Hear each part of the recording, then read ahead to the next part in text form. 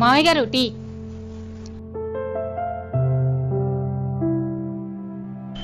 కోడల పిల్ల, ఈ రోజు టీ చాలా బాగుందమ్మా. కుదురుగా నించని చేసినప్పుడు ఎప్పుడు టీ బాగా రాలేదు మామయ్య గారు. ఈ రోజు పరిగెట్టి పరిగెట్టి చేసినప్పుడే బాగా వచ్చింది. పరిగెత్తి పరిగెత్తి చేసావా? ఎందుకమ్మా పరిగెత్తావు? వారం రోజుల నుంచి మన ఇంట్లో ఇంత పెద్ద ఎలక తిరుగుతుంది కదా మామయ్య గారు. అది ఈ రోజు నేను టీ పెడుతుంటే మన వంటగదిలో అటు ఇటు పరిగెడుతుంది. దాన్ని కొట్టడానికి నేను అటు ఇటు పరిగెట్టాను. అది పరిగెడుతూ పరిగెడుతూ మీరు తాగుతున్న టీలో పడిపోయింది మామయ్య గారు. బురదలో పడ్డ పందిలాగా ఆ టీలో పడి దొరిలింది గాని నా చేతికి మాత్రం చెక్కలేదు మామయ్య గారు.